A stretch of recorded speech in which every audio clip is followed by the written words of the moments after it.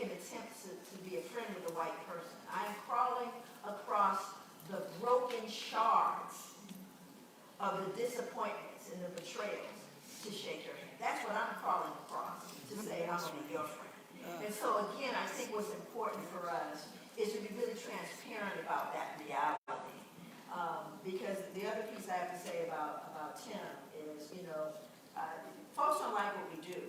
And we always talk about watching the room and who's in it, because there's been an emboldening of insanity right now. People feel emboldened to do horrific things right now. And I know that man puts himself in the rifle sights on a real level. And so I think that, there are a lot of people who can kind of sit over here and have a conversation, but it's real different when you're in the rifle sights. Thank you. So next question from the audience. Did the Arabs who enslaved blacks and referred to us as Kafirs learn to do so from whites? If so, why did many of the Gulf states wait until the 1960s to abolish slavery? Hey, I really don't know the answer to that. I don't know that I know the answer either, so read it to me one more time so I can...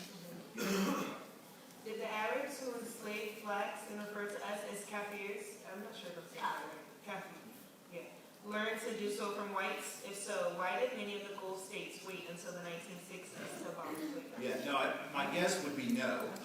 My guess would be that the use of that term, which was and is a term that is intended to refer to color of skin and ancestry in a derogatory way, was not necessarily quote-unquote learned from whites. And as we were saying before, systems of mistreatment and ethnocentrism have a very, very long history, and that would be one example of that. The difference, I think, again, is that the enslavement system that existed within those states and those societies historically, unjust though it obviously was, brutal though it obviously could be and was, was not race-based in the way that we think of that today. In other words, the Arab slave traders did not focus solely on dark-skinned people of African descent and enslaved them because of the color of their skin, nor did they view that enslavement as the result of an immutable characteristic that could not be transcended, nor was it descended from the old caste system in India. But it wasn't strictly a color-based system, right?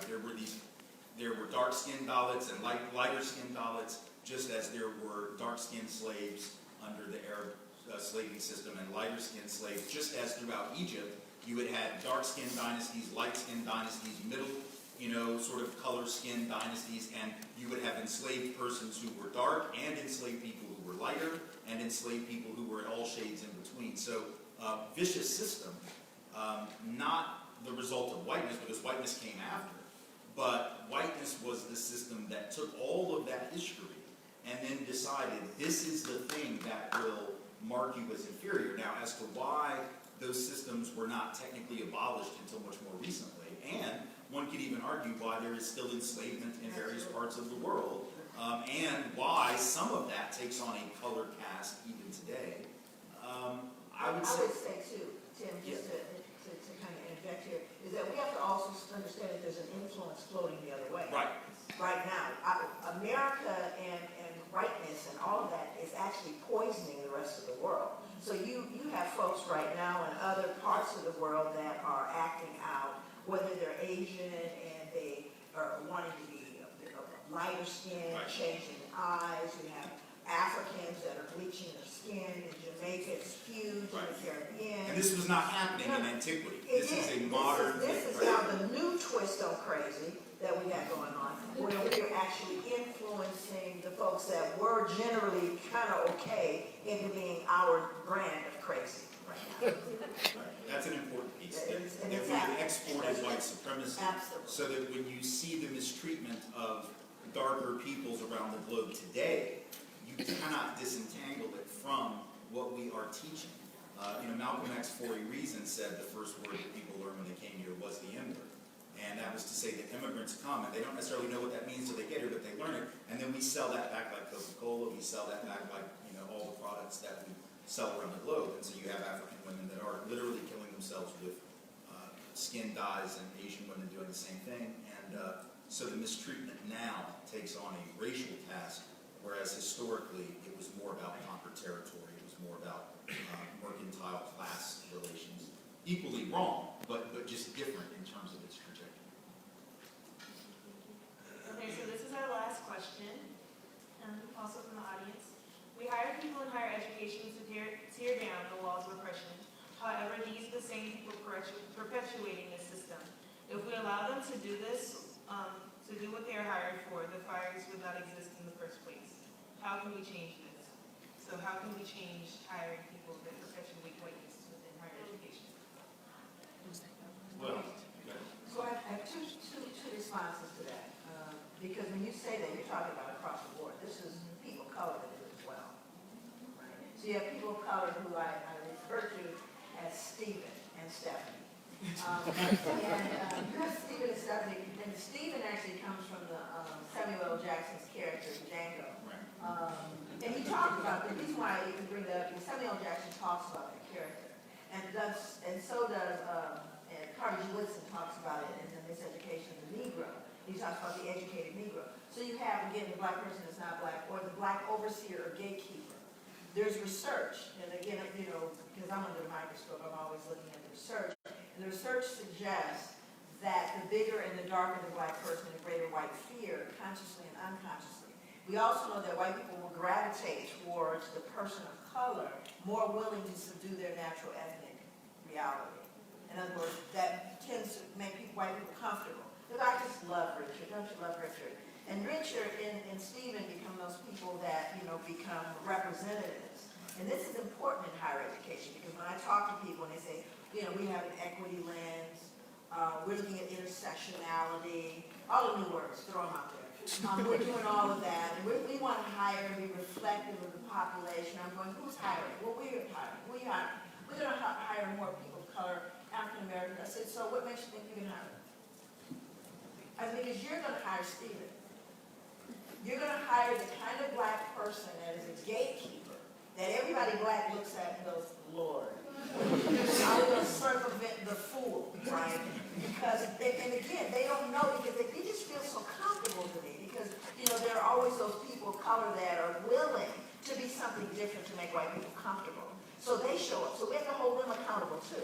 We got to know that. I tell white people, you need a real black person to vet the black people you're trying to hire. Right? But that's not a conversation we ever have. And again, I think the second piece is something I'm developing called the Institutional Green Book. There was something called the Green Book, Mr. Green, who created the motorists. So during segregation, when black people traveled, the Green Book would tell you where you could eat, where you could sleep, what hotels were safe, where you could actually. I am creating something called the Institutional Green Book, so that you would come into, for example, university, and there would be people in that Green Book where that was a safe space for you to be.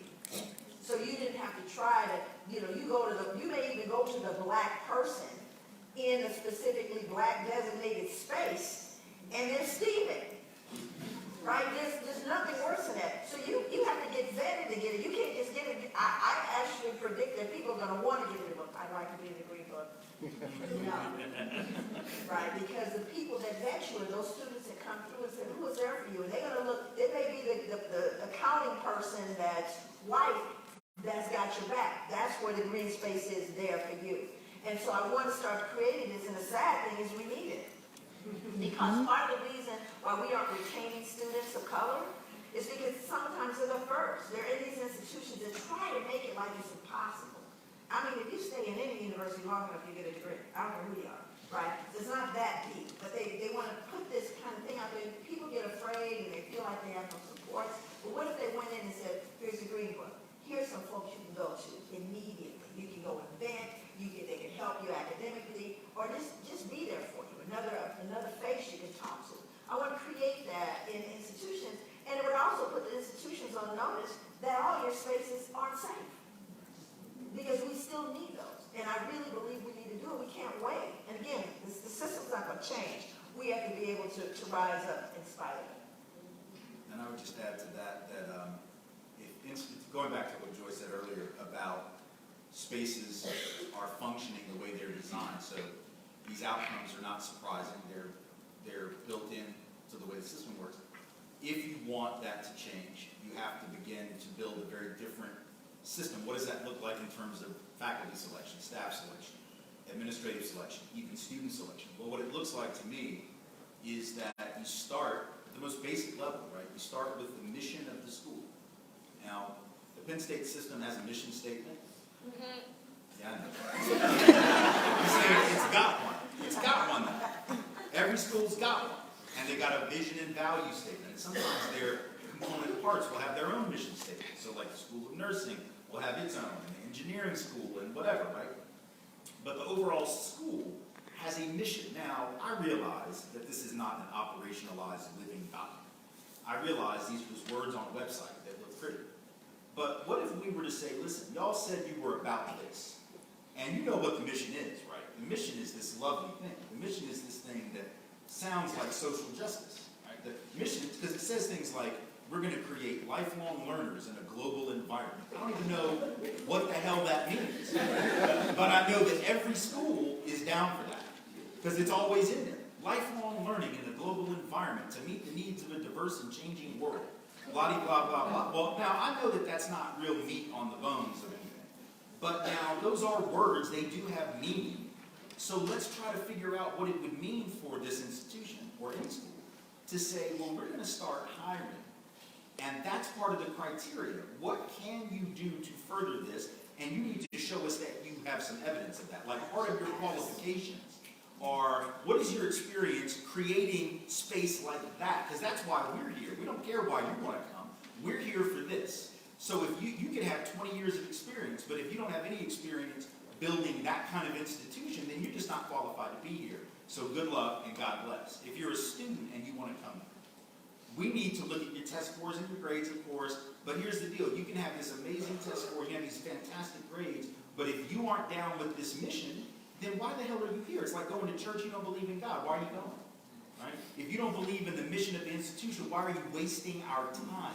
So it's about saying that in order to be qualified to be a student, in order to be qualified to be a staff member, in order to be qualified to be a faculty, part of being qualified is demonstrating a commitment to the principles that the school says it's about. Now, the beauty of that is, if you start to do that, and I realize it's a big if, but if you start to do that, now you're growing your own cadre of people. Now you're actually saying 5, 10, 15 years down the line, we might actually have started, because, old faculty retire, old staff retire, students move, they leave, right? All of a sudden, we're getting these new people coming in, and this was part of the selection criteria that got them here. And it's part of how they get assessed in order to get a promotion. And it's how they get assessed to get tenure. And it's how the students get assessed to graduate. So now, if you're not really about it, you can't just come in and say I'm about it and then not be about it, because you won't move through the institution. We'll move you out. So now, all of a sudden, you've got a couple generations in educational terms, which is 5, 6, 7 years maybe, who have come through, who've all had this grounding. That's going to make a school a very different place. But we have to lead with that idea, like, y'all said this was your mission. How are you living this mission? Give us some specifics about how you intend to do it. And if you're not ready to do it, we'll figure out how to operationalize it. Here's some ideas. And that way you force the school to define itself. Are you really about this or not? Because we didn't make you put that mission on the website. Y'all did that. So if you don't want to live that mission, then change it. Get rid of it. Just admit that the reason you exist is to bring in a lot of money and build a really nice stadium and a parking garage.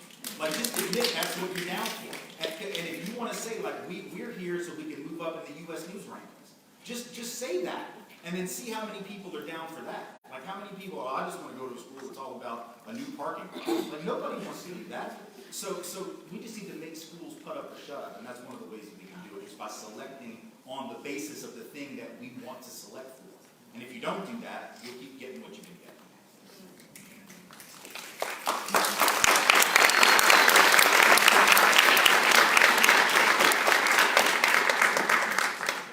Thank you. For those of you who submitted questions and we didn't get to them, I'm sorry. We've moved things up this year because I like to go out to dinner with people that I've been. No, but I really want to go talk to Joy and Tim. However, right now we are under a a severe thunderstorm warning. So I'm gonna give you an option if it's okay with them. As you can hear the thunder now.